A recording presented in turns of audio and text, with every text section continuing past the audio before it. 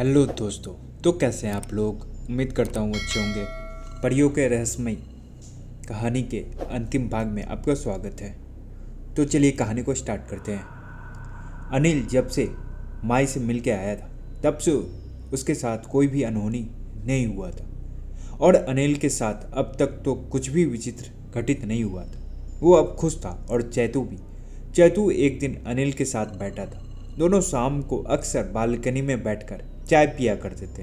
अनिल चैतू को कभी ये महसूस नहीं होने देता था कि वो अनिल का सेवक है। दोनों भाइयों की तरह हमेशा प्रेम से रहते थे।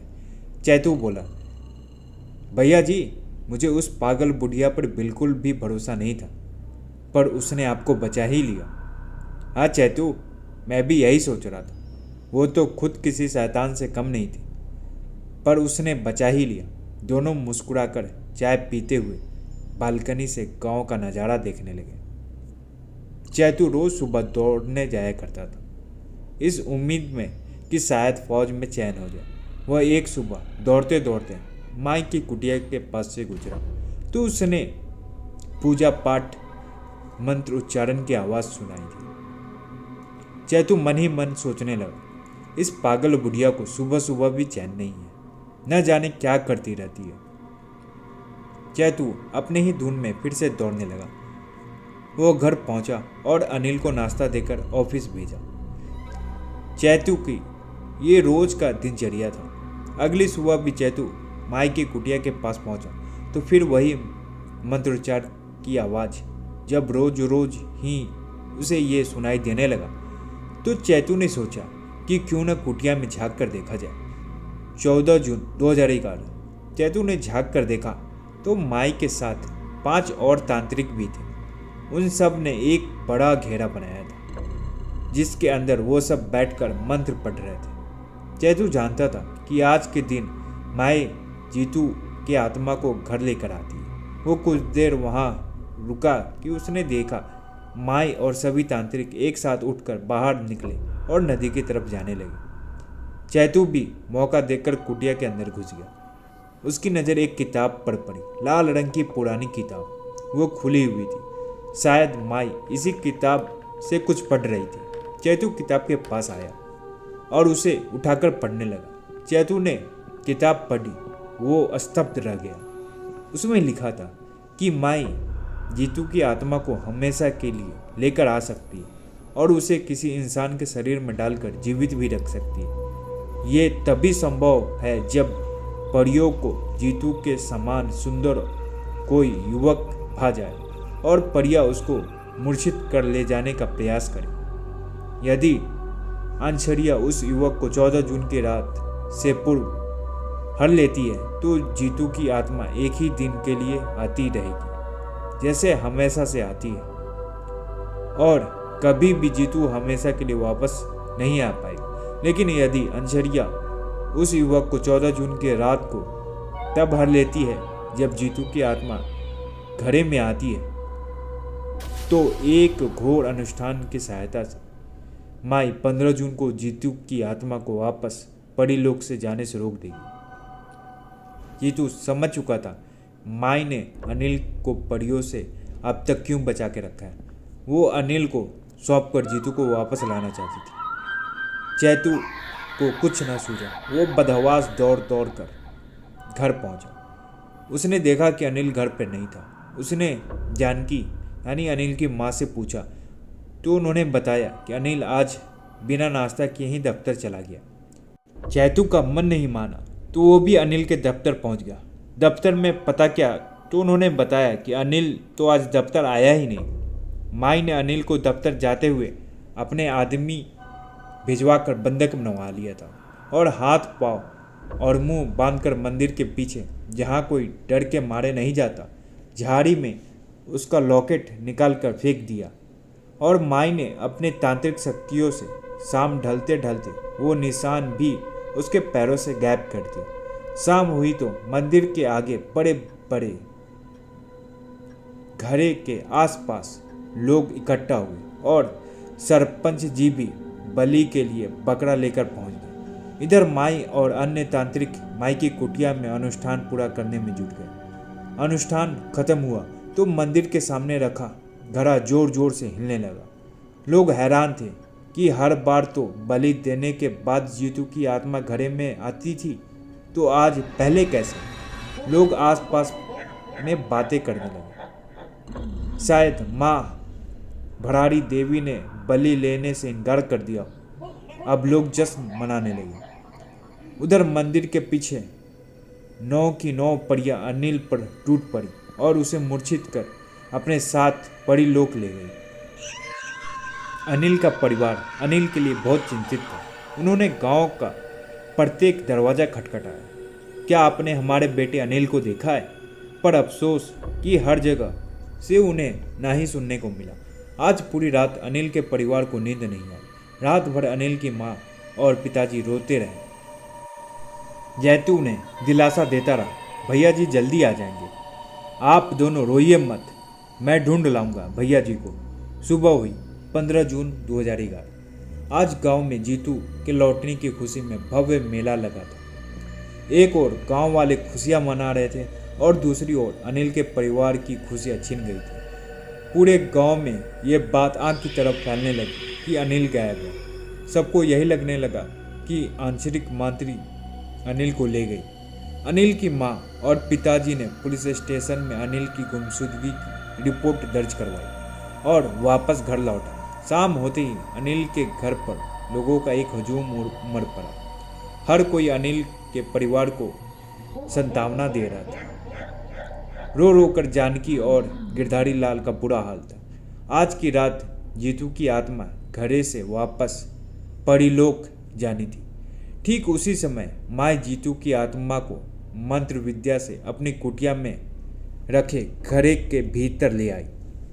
मंदिर के आगे रखे घड़े का हिलना डुलना बंद हुआ तो लोग हमेशा की तरह यह समझने लगे जीतू की आत्मा वापस परिलोक चली गई।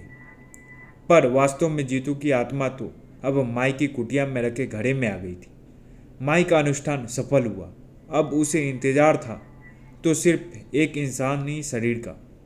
माई की नज़र चैतू के शरीर पर थी और चैतू के शरीर से प्राण निकालते ही चैतू की आत्मा को प्रवेश कराने की योजना थी। इसके लिए उसे 7 प्रकार के पशुओं का रक्त और 9 प्रकार के पंछियों के पंखों की आवश्यकता थी, जिसका प्रबंध वो पहले ही कर चुके थे। कुछ ही देर में वो 4 चरणों का अनुष्ठान शुरू करने वाली थी, जिसके अंतिम चरण में जीतू की आत्मा चैतू के शरीर में प्रवेश कर जाती। इधर चैतू जानता था कि माई का जीतू को वापस लाने का अनुष्ठान पूरा हो गया है और वो बदले में अनिल को सौंप आई है। वो भराड़ी देवी मंदिर के मुख्य पुजारी से मिला और उन्हें पूरा बात बताया। पुजारी आश्चर्यचकित रह गए। वो बोले, मुझे माई की शक्तियों का एहसास पहले से था। उसने कई बार मुझे पर अपना काला जादू करने की कोशिश की। मैं जानता हूँ वो बहुत खतरनाक है और मैं तो उसके आगे कुछ भी नहीं, पर हाँ, एक उपाय ज़रूर दे सकता हूँ। वो जीतू की आत्मा को किसी के शरीर में प्रवेश कराने के लिए अनुष्ठान करेगी। हमें एक तरफ तो उसका अनुष्ठान भंग करना होगा और दूसरी तरफ जीतू की आत्मा को शरीर मिलने से पहले ही मुक्ति दिलानी होगी। लेकिन पंडित जी, इससे भैया जी कैसे वापस आएंगे? चैतू ने पूछा। ये काम तुम्हें करना होगा चैतू।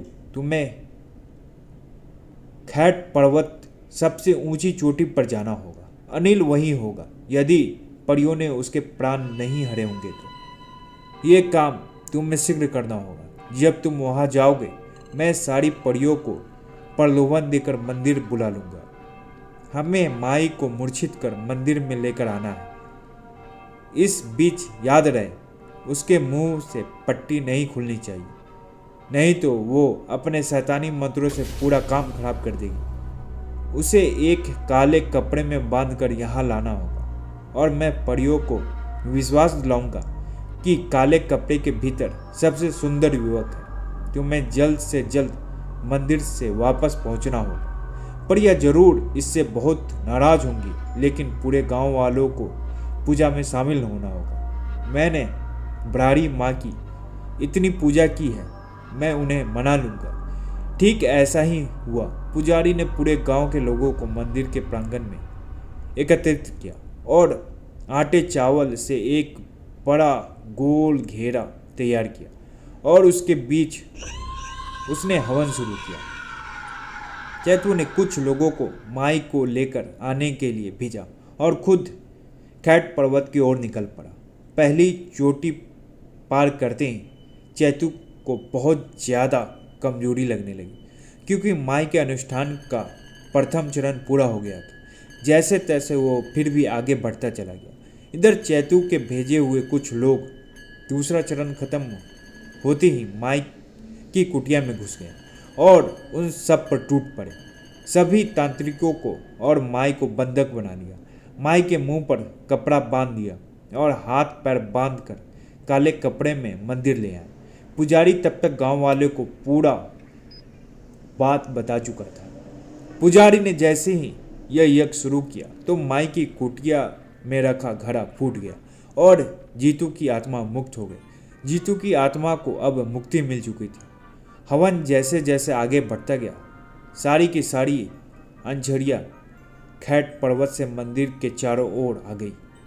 कोई उन्हें देख नहीं सकता था, लेकिन महसूस कर सकता था। मंदिर की घंटियाँ अपने आप जोर से बजने लगी। एक तेज हवा का झोंका मंदिर की परिक्रमा करने लगा। सब लोग समझ चुके थे कि भराड़ी देवी अंछरिया आ गई हैं। उधर चैतू माई के दूसरा चरण पूर्ण होने के वजह से बहुत ज़्यादा कमज़ोर हो गया था, लेकिन उसने हार नहीं मानी और गिरते पड़ते चोटी पर पहुंच ही गया। इधर उधर देखा तो अनिल मिल ही गया। अनिल 9 पत्थरों के बीच बेहोश पड़ा था। उसकी सांस अभी भी चल रही थी। चैतू अनिल को होश में लेकर आया। अनिल जैसे ही होश में आया, चैतू ने उसे सब कुछ बताया। चैतू अब चलने की हालत में नहीं था। अनिल उसे उठाकर मंदिर की ओर ले चला। ये मंदिर में पुजारी ने परियों को काले कपड़े में सुंदर युवक होने का प्रलोभन दिया। यज्ञ समाप्त हुआ तो परिया माई को सुंदर युवक समझकर ले गई और इतने में ही अनिल चैतू को कंधे पर उठाकर मंदिर ले आया। सारे गांव वाले खुश हो गए। पुजारी अनिल और चैतू को बिना वक्त गवाए घेरे के बाहर ले आया। परियों को पर्वत पर पहुंचकर जब पता चला कि उनके साथ छल हुआ तो उन्होंने माई को मार डाला और मंदिर में वापस आ गई। परिया बहुत क्रोधित थी। उन्होंने मंदिर के आसपास के पेड़ गिरा दिए। चारों ओर आंधियाँ चलने लगी। पुजारी ने एक बार फिर मंत्रोच्चारण शुरू कर दिया। परियों ने बहुत कोशिश की, लेकिन वो घेरे के भीतर नहीं आ पड़ी थी। पुजारी परियों का गुणगान शुरू करने लगा। उसने उठकर भराड़ी माँ की आरती शुरू कर दी। सारे गांव वाले भी खड़े होकर आरती गाने लगे। पुजारी ने जैसे ही आरती के अंत में शंख बजाया तो आंधी चलना बंद हो गया। पूरा गांव हाथ जोड़कर खड़ा था। सब लोग याचना करने लगे, माँ आपने तो हमेशा हमें सुख समृद्धि दी है। हमने आपको देवी माना है। अनिल को छोड़ दीजिए माँ।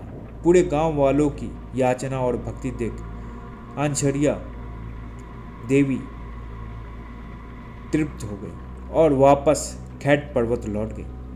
गांव वाले जश्न मनाने लगे और जानकी और गिरधारी लाल ने अनिल को चैतू को गले लगा दिया। और ये कहानी यहीं पर समाप्त होती है। आपको ये कहानी कैसी लगी? लाइक, कमेंट, सब्सक्राइब कर जरूर बताएं।